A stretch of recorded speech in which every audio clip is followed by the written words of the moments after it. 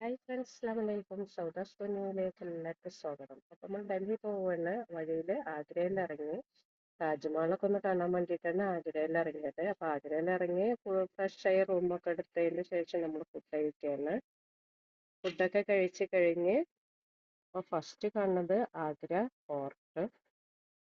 അവിടെയൊക്കെ ഒന്നിങ്ങനെ കറങ്ങി കാണുകയാണ്. അപ്പം നമ്മൾ ഇവിടുന്നൊക്കെ ഇതൊക്കെ കണ്ടിട്ട് നമ്മളിനി താജ്മഹലൊക്കെ കാണാൻ പോവാണ്. അപ്പൊ ഇതാ ഇവിടൊക്കെ ഒന്ന് ഇങ്ങനെ നടന്ന് കാണാണ്. അപ്പം ഞാൻ ഇതിന്റെ മുന്നേ 7 വർഷം മുന്നേ ഇവിടൊക്കെ ഒന്ന് വന്ന് കണ്ടുപോയതാട്ടോ. അപ്പൊ മക്കള് കണ്ടിട്ടില്ലേന്ന്. അന്ന് ചെറിയ മക്കള് രണ്ടാളും 5 വയസ്സും 3 വയസ്സൊക്കെ ഇന്ന്. അപ്പൊ അത് കാരണം മക്കളൊന്നും അന്ന് കൊടുന്നിട്ടില്ലേന്ന്. ഇന്ന് മാഷാ അള്ളാ ചെറിയ ആളാണ്. ഈ വെള്ള ജംപ് സൂട്ട് ഇട്ടതാണ് ഏറ്റവും ചെറുത്. ആ റോസ് ഇന്നർ ഇട്ട ആളാണ്. അപ്പോൾ ഞങ്ങൾക്ക് 5 മക്കളാണ്. ഞങ്ങളെല്ലാവരും കൂടെ ഒന്ന് കാണാൻ വന്നതാണ്. അത് കഴിഞ്ഞിട്ട് ആ താജ്മഹലൊക്കെ കാണുകയാണ്. അപ്പോൾ താജ്മഹലിൻ്റെ അവിടെയൊക്കെ കണ്ട് ഇറങ്ങിയപ്പോഴത്തേന് നമുക്ക് സമയം ഒരു 6 മണിയായിരുന്നു. അപ്പോൾ ഒരു ദിവസം നമ്മൾ ഇവിടെ ചെലവഴിച്ചു. നമ്മൾ തിരൂരിൽ നിന്നാണ് ട്രെയിൻ കയറിയത്. തിരൂര് സ്റ്റേഷനിൽ നിന്നാണ്. അപ്പോൾ 2 ദിവസം എടുത്ത് നമ്മൾ ഇങ്ങോട്ട് എത്താൻ.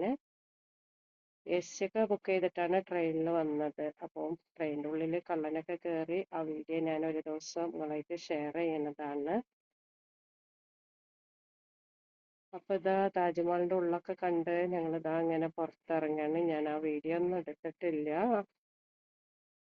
അപ്പോൾ പോയവരൊക്കെ ഉണ്ടെന്നുണ്ടെങ്കിൽ വീഡിയോൻ്റെ അടിയിലൊക്കെ ഒന്ന് കമൻറ്റ് ചെയ്യുന്നുണ്ട്.